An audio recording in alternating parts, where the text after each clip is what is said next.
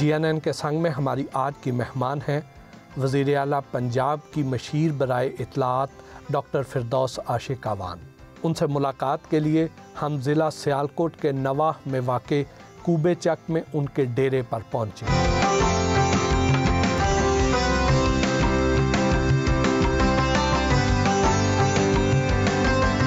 Doctor साहब कैसी हैं आप? शुक्र अल्हम्दुलिल्लाह। माजी में तो आपका सियासत में बड़ा जारहाना अंदाज हुआ करता था, लेकिन अब आपकी सियासत में एंटरटेनमेंट भी शामिल हो गई है। देखिए 20 साल से इस दश्त की स्याही में अंधेरों में भटकते हुए रोशनियों की मतलाशी हैं। जो आपकी सियासत के जब दाव पेच बदलते हैं तो फिर आपको अपनी स्ट्रेटजी भी बदलनी पड़ती है।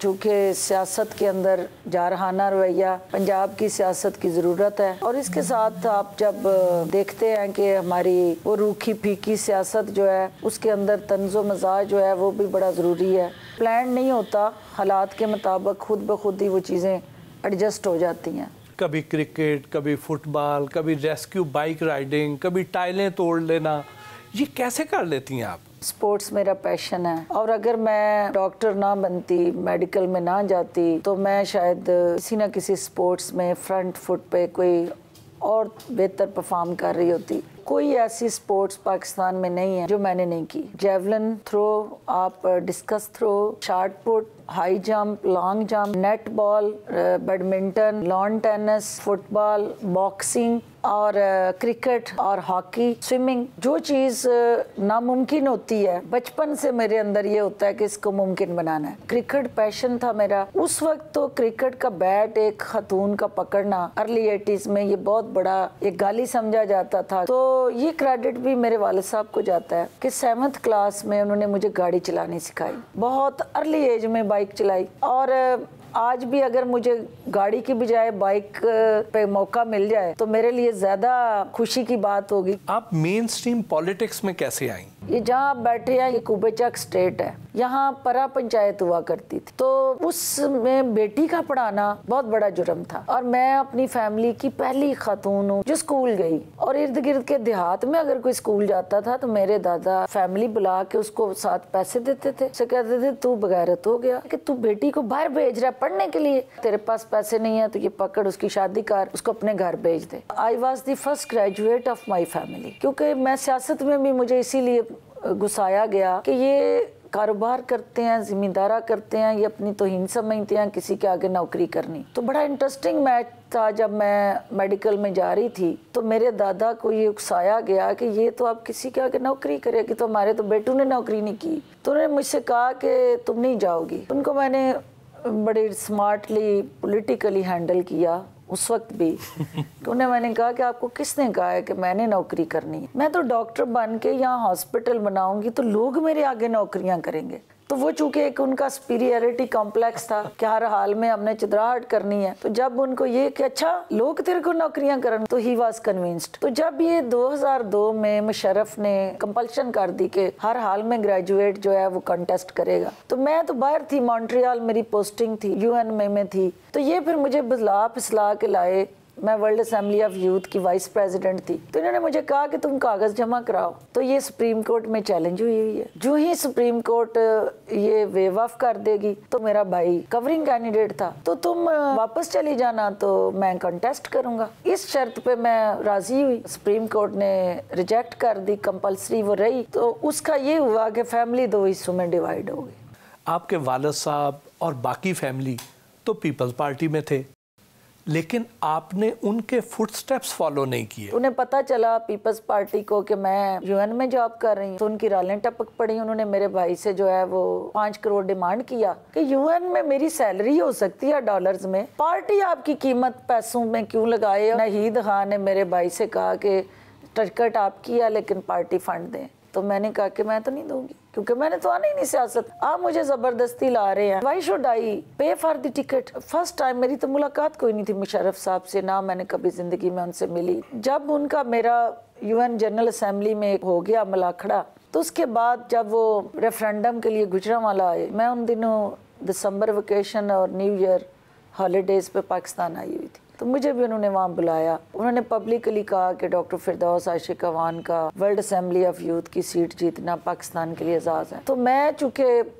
इंडिया को हरा के आई थी, तो आज तक पाकिस्तान में जब से पाकिस्तान बना है इस सीट पे ना कभी किसी ने इंडिया को हराया और ना आगे किसी ने हराना, जिसके सिले में मुझे पार्लियामेंट में लाया गया। पहले PMLQ में थी, फिर पीपल्स पार्टी में आई। मेरी जिम्मेदारियां इंटरनेशनल UN के साथ थी। जो भी पाकिस्तान का चीफ एग्जीक्यूटिव होता, मैंने उसके साथ काम करना था। मेरी बदकिस्मती कह लें या खुशकिस्मती के उस वक्त जनरल मुशर्रफ था पाकिस्तान का चीफ एग्जीक्यूटिव। वो जब मैं उसका हिस्सा बन गई पार्लियामेंट का, तो मुझे लाया गया कि मुझे हेल्थ मिनिस्टर की हैसियत से पाकिस्तान के हेल्थ सिस्टम को बदलना है। और मेरे साथ 18 और डॉक्टर्स थे जो पार्लियामेंट में आए। हमने ये फैसला किया कि हमने हेल्थ रिफॉर्म्स की तरफ जाना है और हमने स्टैंड ले लिया। फिर रवायती वो मुखालफत आड़े आई, मुझे इन्होंने हेल्थ ना दिया और ले जा के मुझे पाक कर दिया कैबिनेट डिवीजन में। और फेडरल लैंड कमीशन समेत 18 इदारे जिसका मुझे आज तक पता ही नहीं। तो जब मेरा नोटिफिकेशन हुआ तो मैं लेके चोई शुजात के पास गई कि चोई साहब, मैं एक यूथ एक्टिविस्ट, एक वुमेन एक्टिविस्ट, हेल्थ एक्सपर्ट और वुमेन एक्टिविस्ट, तो आप मुझसे सोशल वर्कर, तो आप मुझसे ये क्या काम लेना चाहते हैं? ये जो नोटिफिकेशन है ये तो मेरी क्वालिफिकेशन से मैच ही नहीं करता, तो मैं क्या करूँगी इधर? तो उन्होंने कहा अच्छा दफ्तर मिल गया, गड्डी मिल गई, स्टाफ मिल गया, तो ऐश करो, बाकी की करना। चौधरी मीर हुसैन साहब स्पीकर बन गए। उन्होंने मुझे ना पार्लियामेंट में बोलने देना, ना मुझे हल्के में काम करने देना, क्योंकि वो ये समझे कि मैं उनके लिए थ्रेट हूँ, तो इसलिए वो मेरी पॉलिटिकल स्पेस छीनना चाहते थे। अब जहाँ मेरी इज्जत दाव पे लगती, फिर मेरे भाई ज़ाहिर मेरे साथ खड़े हुए, उन्होंने कहा कि कार वापस आओ। पीपल्स पार्टी वो तो उधर ही थे, मुझे ओपन इलेक्शन लड़ाना था और चौधरी मीर हुसैन के खिलाफ मैं लड़ी। तो अल्लाह का करम ये हुआ कि बेनज़ीर की ख्वाहिश के बावजूद कि वो मेरे हल्के में आके मेरी कंपेन करे, मैंने मना किया कि मैं अपने जोरे बाजू पे इलेक्शन लड़ूंगी। 37 साल बाद इस हल्के से पीपल्स पार्टी जीती। इसका मतलब है कि वो पीपल्स पार्टी नहीं जीती, वो मेरी मेहनत जीती। जब PTI में आई तो इलेक्शन जीत नहीं सकी, वो रिवायत आगे नहीं बढ़ा सकी, इसकी क्या वजह बनी? PTI में जब मैं आई तो PTI में मेरे सामने बहुत सारे चैलेंजेस आए। PTI के अंदर से ही लोगों ने मेरे खिलाफ इंडिपेंडेंट लोगों को खड़ा किया। PTI का वोट स्प्लिट हुआ, 95,000 वोट लेके मैं हार गई। लेकिन PTI के कुछ नादान दोस्तों ने वोट जो है नून को डलवाए मुझे हरवाने के लिए। तो मैं हारी, लेकिन मेरा नज़रिया नहीं हारा। मैं हार के भी अपने लोगों के लिए उसी तरह काम कर रही हूँ जो शायद जीते हुए भी ना कर सके।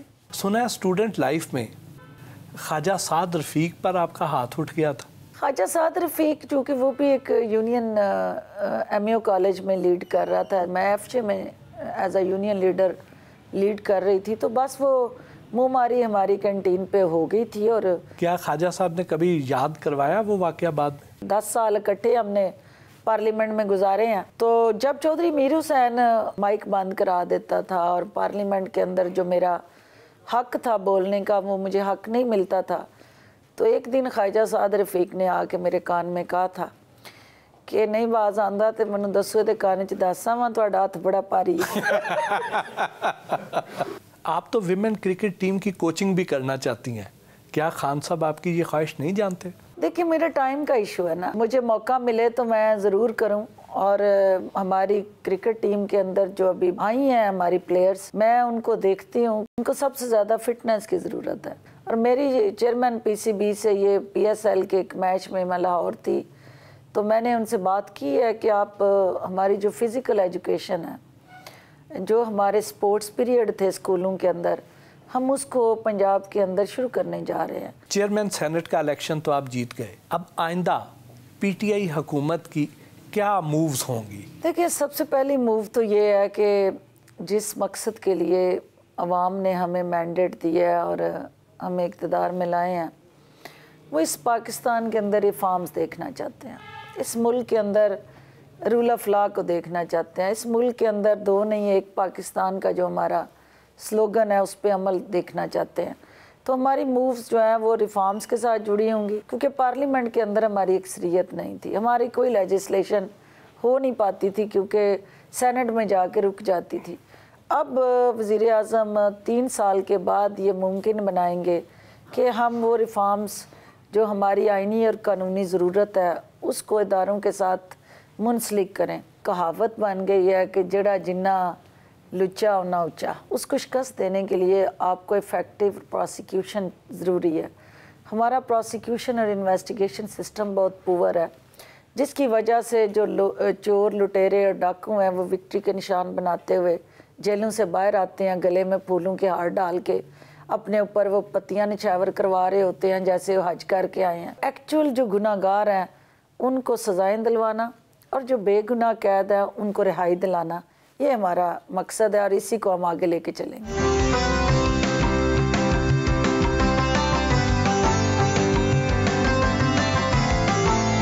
फिरदौस आशिक आवान अपने हलके में भी मसरूफ़ तरीन दिन गुजारती हैं।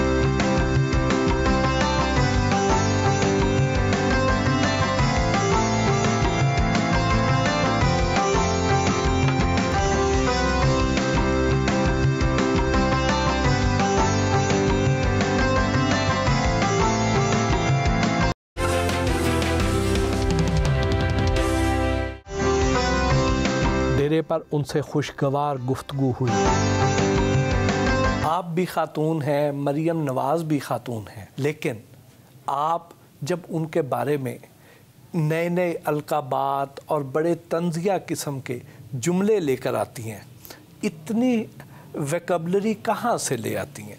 मेरा और उसका मुआवजना कोई नहीं है, क्योंकि वो सोने का चमचा मुंह में लेके पैदा हुई। उसने आज अगर नवाज शरीफ का नाम उसके नाम से हटा दें तो उसके पल्ले कुछ नहीं है, क्योंकि जो मिनरल वाटर पी के और बाहर के इम्पोर्टेड पानी पी के जवान हुए हों और जो मखमल के बिस्तरों में सोए हों और जो लूट मार के पैसे से जिन्होंने याशियाँ की हों, उन्हें कौम की मुश्किलात का क्या अंदाज़ा है। वो आए किसी एक दिन देहात में 1 घंटा गुजार जाएं तो मैं समझूं कि वाकई वो कौमी लीडर है। ये सिर्फ नखरे आपके राजकुमारियों जैसे, अदाएँ आपकी जो हैं वो शाही ख़ानदान जैसी, और लफ्ज़ और सिर्फ अवाम को बेवकूफ़ बनाने के लिए आंसू आपके मगरमच्छ जैसे। तो ऐसी उस कौल और फेल का जो तज़ाद है उसकी वजह से मुझे दुख होता है, चिढ़ आती है। पहले वो कहीं काउंसलर का इलेक्शन लड़े, फिर वो डिस्ट्रिक्ट काउंसिल का इलेक्शन लड़े, फिर वो सूबे की MPA बने, फिर वो वफाक की MNA बने, फिर वो किसी पार्टी की लीडर बने। एक तसलसल है ना, एक प्रोसेस है। और मैं चाहती हूँ कि वाकई अगर वो इस मुल्क के साथ मुखलिस है और इस मुल्क के लिए काम करना चाहती हैं तो सबसे पहले अपने गले से वो हीरे जवाहरात के तौक उतार के फेंके और अपने वालिद और भाइयों को कहें कि पाकिस्तान आए। ये पाकिस्तान की सियासत का हुस्न नहीं है, यहाँ आप मट्टी के साथ मट्टी बनना पड़ता है। क्या वजह है कि मरियम नवाज़ आपके काटदार और तंजिया जुमलों का जवाब नहीं देती? क्या वो आपसे डरती हैं? जवाब है ही नहीं उसके पास। मैं तो जो कह रही हूँ मेरे पास तो उसकी एक कन्विक्शन है ना। तो सच और झूठ का क्या मुकाबला हो सकता है? एक तरफ ड्रामेबाजी और सिर्फ शोबाजी है, दूसरी तरफ हकीकत और अवामी मसाइल के साथ जुड़ा हिकमत अमली का वो रोड मैप है। एक बड़े बाप की बेटी होना कोई एजाज़ नहीं है, एक ग्रास रूट वर्कर होना सबसे बड़ी अचीवमेंट है। जाली राजकुमारी, पनामा रानी, कनीज़े अव्वल, कनीज़े दोम जैसे अलकाबात जब आप देती हैं तो क्या ख़वातीन के साथ साथ मर्द भी आपसे नाराज़ हो जाते हैं? देखिए, उसमें आप दरबारी और हवारी भूल गए हैं और मुंशियों को भी भूल गए हैं। ये जो शाही ख़ानदान के आपके रस्म और रिवाज थे ना, वहाँ शाही ख़ानदान बोलता था, कनीज़ें सर हिलाती थी, दरबारी जो है हाँ में हाँ मिलाते थे, कसीदा गो जो है तारीफ़ें करते थे। ये जितनी आपने जाती उम्रा स्टेट में हुक्मरानी देखी है, जिसके अंदर किसी वज़ीर को हक नहीं था कि वो अपनी पॉलिसी दे सके। अभी आप प्रेस कॉन्फ्रेंस में नोट किया करें, कनीज़ें हाथ बांध के ऐसे खड़ी होती हैं और जो दरबारी हैं वो बेचारे जो हैं वो एक बेबसी की तस्वीर बने खड़े होते हैं। उनके जो सोया हुआ ज़मीर है उसको हम जगाते हैं। वो मुझे खादमा का टाइटल उन्होंने दिया है, मेरे लिए तो बड़ी खुशी की बात है। मैं किसी शख्स की या किसी ख़ानदान की खादमा नहीं, मैं तो एक इस अवाम की खादमा हूँ। आप कहती हैं कि आप तो बड़े मैदान की खिलाड़ी हैं, जबकि आपको एक छोटे मैदान में उतार दिया गया है। जिसने कॉन्स्टिट्यूएंसी पॉलिटिक्स करनी है, ये उसके लिए बेहतरीन प्लेटफार्म है क्योंकि एक तो हमारा मेन बैटल ग्राउंड पंजाब है, फिर हमारे मुखालफिन का सबसे बड़ा मोर्चा पंजाब के अंदर है, लाहौर के अंदर है। तो मुझे अपने पूरे पॉलिटिकल टेन्योर में ये पहली दफ़ा मौका मिला है कि मैं अपने सूबे के साथ जुड़े जो महकमे हैं उनमें अपने लोगों को रिलीफ दूँ। तो मुझे खुशी भी हो रही है, मज़ा भी आ रहा है इस हवाले से कि उनकी दारसी हो रही है। आखिर में चूँकि कैप्टन मेरा वज़ीर आज़म है और कैप्टन अपनी टीमों को प्लेस करता है और कैप्टन समझता है कि मुझे इस मोर्चे पे काम करना है। ये इंटरेस्टिंग सूबा इस हवाले से है कि यहाँ नून लीग की बाकियात को का सफाया करना ये मेरी ज़िम्मेदारी है। तो बाकियात और जो उनके कारीगर सब बारी बारी मेरे दहाने पे हैं।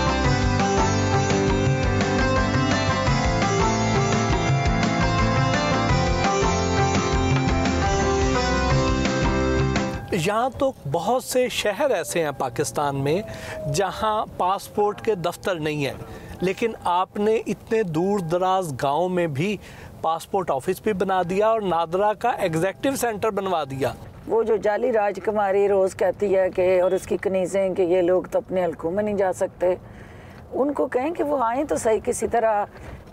शहर के हल्के तो 1 किलोमीटर पे ख़त्म हो जाते हैं, वहाँ शुरू होकर वहाँ ख़त्म हो जाते हैं।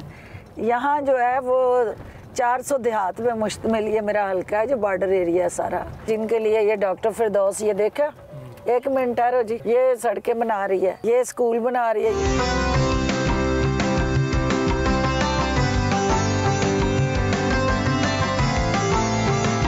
पार्टी कारकुन और देरीना साथी मलिक खालिद की भतीजी की शादी में शिरकत के लिए करीबी गांव डेले वाली पहुंची।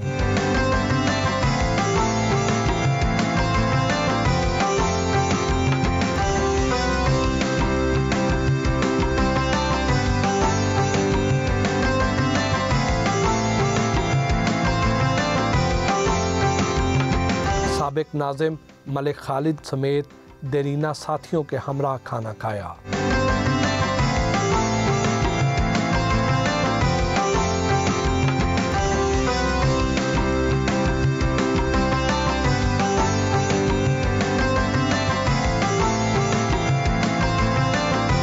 बिजनेसमैन मलिक अमजद से शादी की और फिर हंसी खुशी अलहदगी का फैसला भी कर लिया।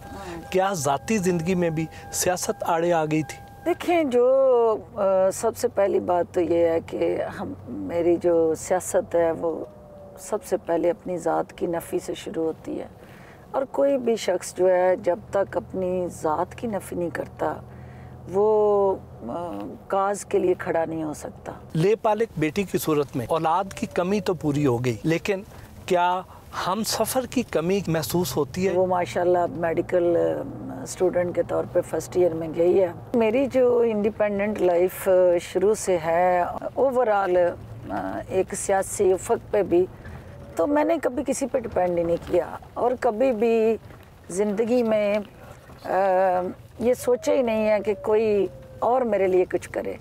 मुझे पहले दिन से ये यकीन है कि जो भी है मुझे खुद अपने लिए करना है और दूसरों के लिए भी करना है, और इसलिए मेरे ऊपर वो छाप है ही नहीं कि कोई दूसरा भी मुझे जो है वो लुक आफ्टर करे, क्योंकि मेरा सारा दिन दूसरों को लुक आफ्टर करने में गुजरता है। हल्के के दौरे के दौरान पार्टी कारकुनों, वोटरों और सपोर्टरों ने जगह जगह रोककर फूल निछावर किए और हार पहनाए। वज़ीर आला पंजाब की तब्दीली के हवाले से आए दिन अफवाहें गर्दिश करती रहती हैं। इन अफवाहों में किस हद तक सदाकत है? ये सिर्फ अपोजिशन अपने आप को ज़िंदा रखने के लिए सियासी महाज पे ये तासर देती रहती है कि हम आ रहे हैं, और ताकि जो उनके बाकियात हैं अफसरशाही में वो हौसला रखे और हमारा कोई काम ना करे। लेकिन वज़ीर आज़म इमरान ख़ान हमेशा उस हर बार का मुकाबला करके उनको शिकस्त देते हैं, जब उनके अरमानों पे पानी फेर देते हैं कि उस्मान बुज़दार ही वज़ीर आला रहेगा। जिस तरह ज़िमनी इलेक्शन में हुआ और जिस तरह सेनेट इलेक्शन में हुआ, इसको देख के तो ऐसे लगता है कि अपोजिशन ने पंजाब पर अच्छा खासा फोकस किया हुआ है। देखिए, पंजाब उनका घर है, हमारे मुखालफिन का। पंजाब उनकी स्ट्रेंथ है और इसमें कोई शक नहीं है कि नून लीग जो जीटी रोड की पार्टी है वो हर बड़े शहर और छोटे शहर में उसने इन्वेस्ट किया है। आप देखें ना, 35 साल के नेक्सेस हैं, उनको एकदम तो पीटीआई नहीं ना तोड़ सकती, तो टाइम लगेगा। यहाँ दूर दराज देहात में भी मुझे गैस के मीटर नज़र आ रहे हैं। मेरा इन्होंने स्लोगन बनाया है कि डॉक्टर जिथे जाएगी उत्थे गैस आएगी, और वो जो डॉक्टर जिथे जाके वादा कर रहा है फिर उसको हर हाल में पूरा करना है। और मुझे खुशी होती है कि वो जब सुबह गैस का चूल्हा ऑन करती हैं तो उनके ज़हनों में, उनकी ज़बानों में मेरा नाम ज़रूर आता है और दुआएं देती हैं, और यही मेरा नशा है और उसको पूरा कर रही हैं।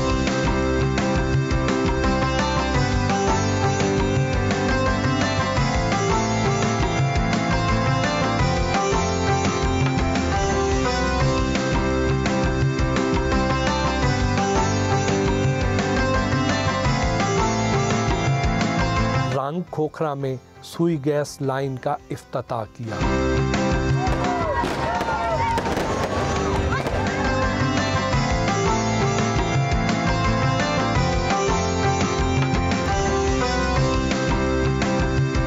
रंग खोखरा के जलसे में शिरकत की और शुरका का लहू गरमाया।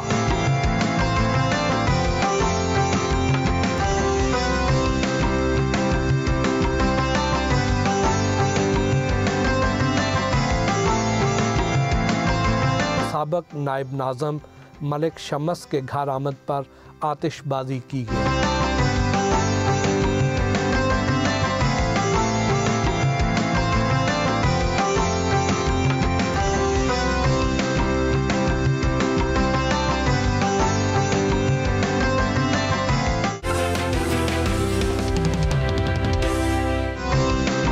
डॉक्टर फिरदौस आशिक आवान से हल्की फुल्की गपशप भी हुई।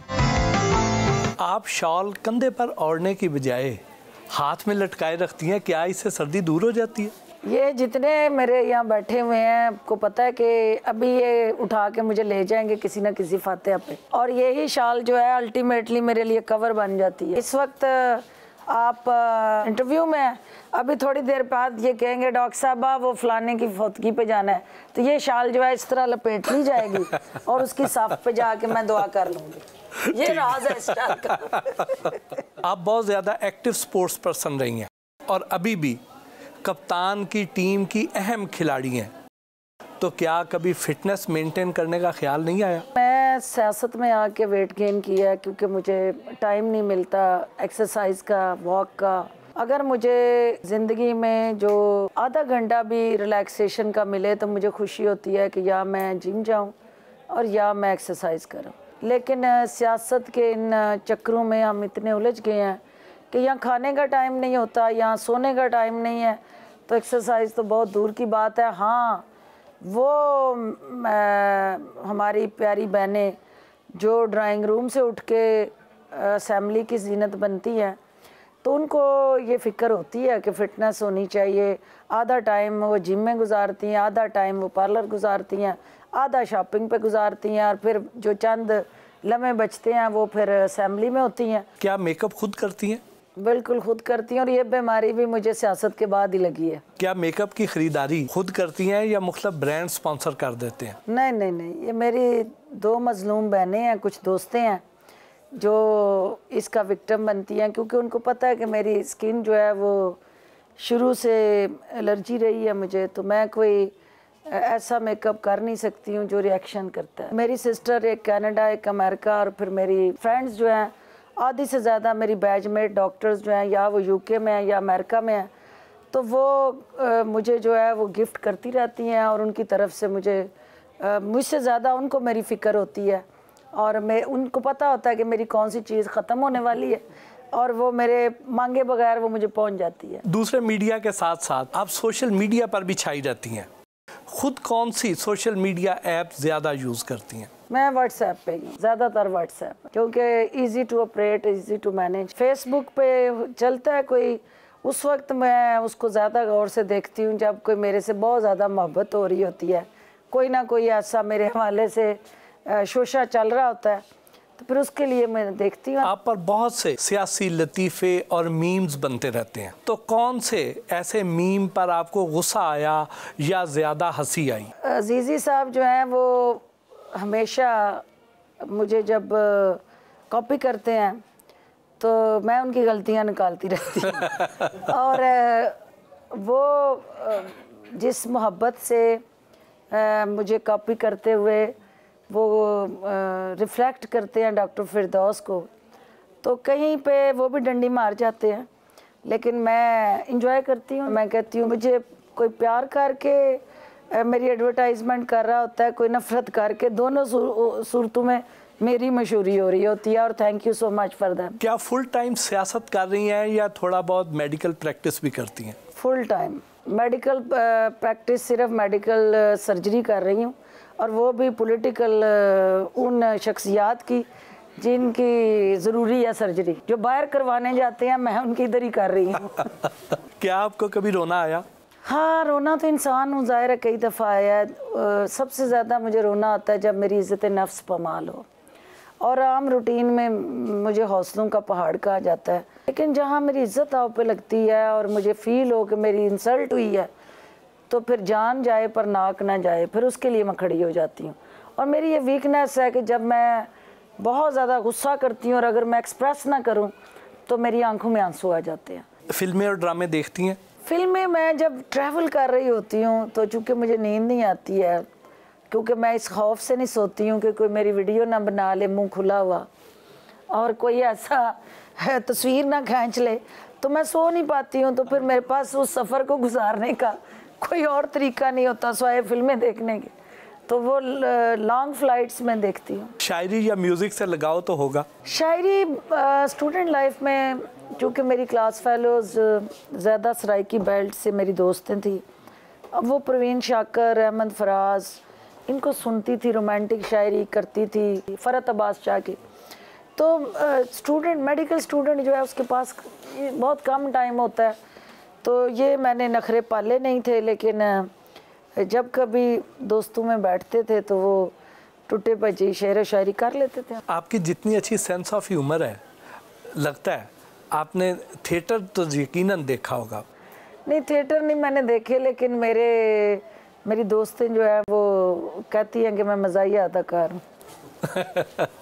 खाने के मामले में लाहौरी हैं या सियालकोटी? तो ना हम तितर रहे ना बटेर रहे, दोनों खो गए। अब तो किसी वक्त अगर सुकून से खाना नसीब हो जाए तो एक बहुत बड़ी अयाशी है। तो फैमिली के साथ बहुत कम मौका मिला है, और जब कभी मिला है तो फिर दाल चावल मेरे पसंदीदा हैं।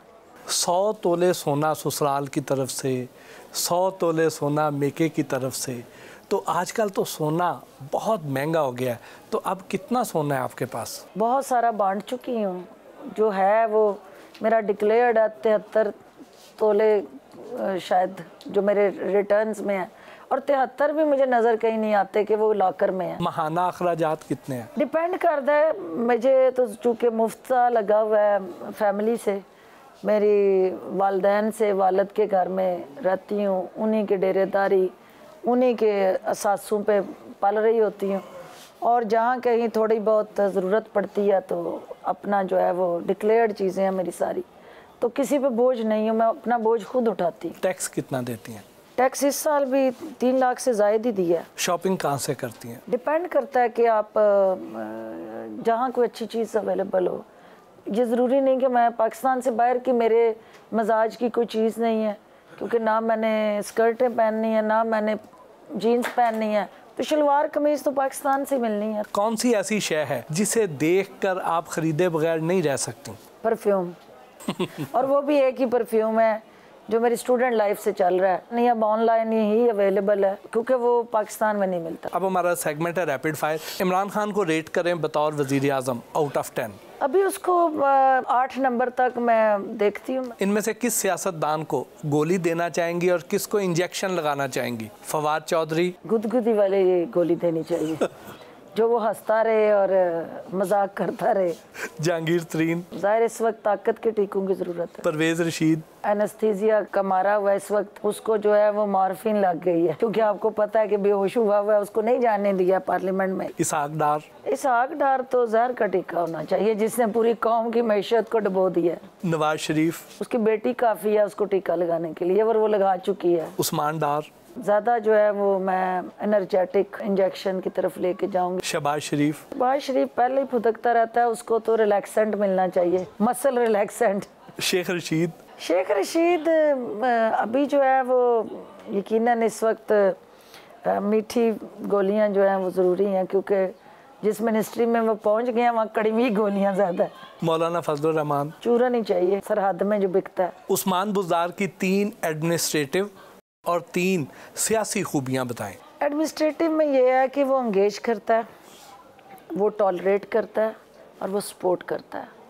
और जो सियासी खूबियों में वो नरम मिजाज है, वो अग्रेसिव नहीं है, और सियासतदान के लिए नरम दिल होना बहुत ज़रूरी है। इनमें से किस सियासतदान को क्या मशवरा देंगी? बिलावल भुट्टो जरदारी। सब्र करें, सियासत में जो सब्र करता है वो सब्र का फल पाता है। मरियम नवाज शरीफ, जो ये बंद गली में चली गई है, आगे अब अंधेरा ही अंधेरा है। हिना परवेज भट्ट, पंक्चर स्टपनी है उसका, मैं क्या कहूँ। उज़मा बुखारी, कनीज़े दोए मैं और उसके लिए दुआ करती हूँ। वो भी खातून है, उसमें कोई कमी नहीं, उसको लीड करना चाहिए, ना कि वो उसको फॉलो करे। जरताज गुल, हल्के की पॉलिटिक्स करती है, अगले अपने इलेक्शन को सिक्योर करने के लिए अवाम के राइट्स को प्रोटेक्ट करे। शहरी रहमान, क्या आप अपनी अदाओं पे गौर करें। आसफा भुट्टो जरदारी, एक अच्छा इजाफा होगा पाकिस्तान की सियासत में, लेकिन अदाकारी नहीं। इनमें से आपने एक को चूज करना है, सियालकोट या लाहौर? सियालकोट। क्रिकेट या फुटबॉल? क्रिकेट। उस्मान डार या मुराद सईद? मुराद सईद। मरियम नवाज या बिलावल भुट्टो? बिलावल। बिरयानी या मछली? मुझे बिरयानी पसंद है। चाय या कॉफ़ी? कॉफ़ी। उस्मान बुज़दार या चौधरी सरवर? उस्मान बुज़दार। 1 word for Kashmala Tariq? कैशमाला। शेख रशीद, हर मुश्किल का हल तलाश करने वाला। शाहिद खाकान अब्बासी? बोतान अब्बासी। एहसन इकबाल? रस्तू खान। बहुत बहुत शुक्रिया मैडम।